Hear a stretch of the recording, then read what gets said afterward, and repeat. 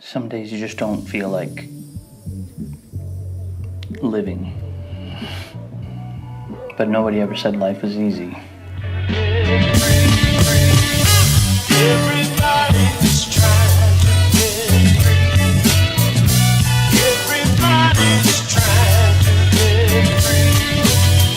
2 years ago, my wife and I gave up everything, gave up our home, our jobs, our life, for an opportunity that was based on a lie. We've encountered one tragedy after another.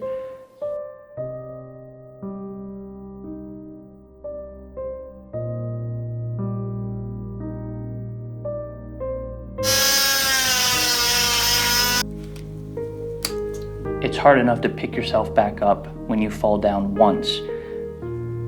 But twice, 3 times, 4 times, 5 times, it's just...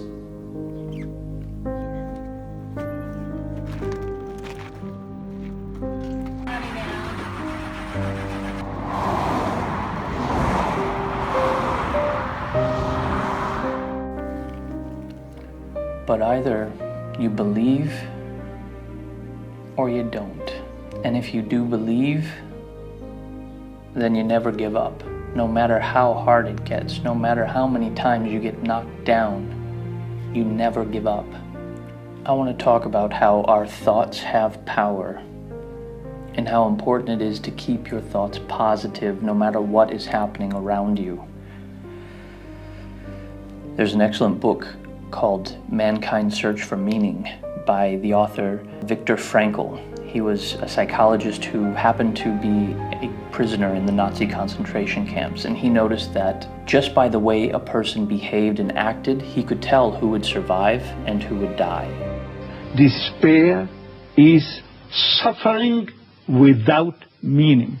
As long as an individual cannot see any meaning in his or her despair, in its suffering, I wanted to say, no meaning in the suffering, he or her will certainly be prone to despair and, under certain conditions, to suicide. But at the moment they can see a meaning in their suffering, they can mold it into an achievement. They can turn their tragedies into a personal triumph.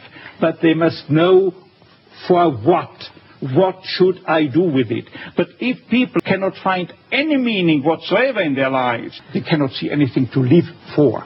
Another researcher is Dr. Bruce Lipton.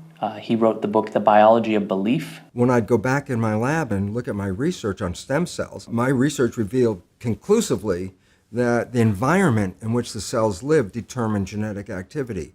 So it's complete opposite of what I was teaching in medical school. And the difference is profound. The conventional story, almost everybody's programmed with genes turn on and off, and then they control the character of your life.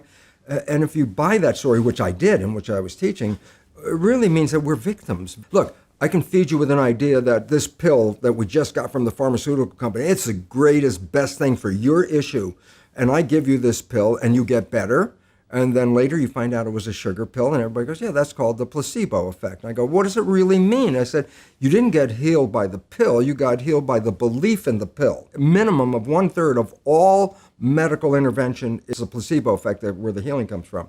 And everybody goes, yeah, I know about the placebo. I go, yeah, but that's a result of positive thinking. What about negative thinking? And this is what we don't talk about, but the reality is it's equally powerful in regard to affecting your biology as is positive thinking, but it works in the opposite direction. A negative thought is called the nocebo effect. Can cause any disease, and you can die. If you believe you're going to die, you can die from the belief. But what Dr. Bruce Lipton points out is that as intelligent humans, we have the ability to interpret our environment. And that's what Dr. Viktor Frankl also pointed out, is that even in a concentration camp, if your mind is positive, you're interpreting your environment as a positive environment, and your body, your soul, everything will react to that in a positive way instead of a negative way. And so I try to, with my life philosophy, marry the ideas of Viktor Frankl and Dr. Bruce Lipton and put them together, but I'll tell you what, it gets difficult sometimes. A couple of years ago, I did something called the rice experiment. He placed rice into 3 glass beakers and covered it with water. And then every day for a month, he said, "Thank you" to one beaker, "You're an idiot" to the second, and the third one he completely ignored. Have a look in there from the top down. Next one. That smells pretty bad as well if you look into it. So that's the control, where we said nothing to this jar for about 30 days. And now the last one. Oh my goodness, smell it. It's not sweet, but it smells almost like it's fermented. Don't taste it, man. Ah. Okay, I'm not gonna eat it, but it's fermented. It's turned into rice wine. It's basically sake. Wow.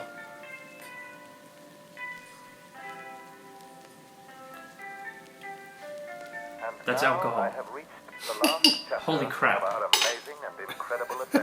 Recently, IKEA did a similar experiment where they put 2 identical pot plants in a school, and they were surrounded by perspex so that you couldn't physically touch the plant. But one plant, they encouraged students to come up and to bully the plant, to be negative to the plant.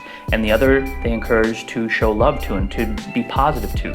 Both plants were identical. Both plants got the same sunlight. They got the same water. The only difference was the way that people interacted with the plant and the kind of emotions that they sent towards them, negativity or positivity. And the results were stunning. Now, this is very true, especially for parents with children, but it's true with ourselves. Every cell in our body is basically looking to and guided by our consciousness. Our conscious thoughts control and dictate our entire body. And if we're focusing on the negative, every cell in our body will respond as if we're in a very negative environment. Whereas if we think positive, every cell in our body will respond as if we're in a positive environment. So we set the tone for our own bodies. And I'm not going to lie and pretend like I'm the most positive person on the planet. There are days I just don't want to get out of bed. There are days when I just want to cry. There are days when I just want to punch someone in the face and break stuff. But we keep going.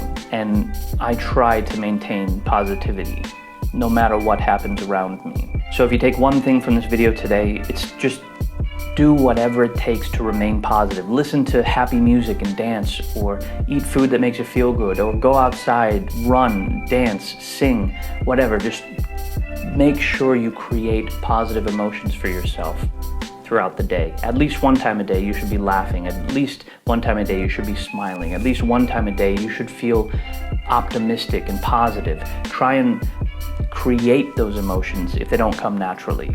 Because in the end, you are the architect of your life. And it all starts right here.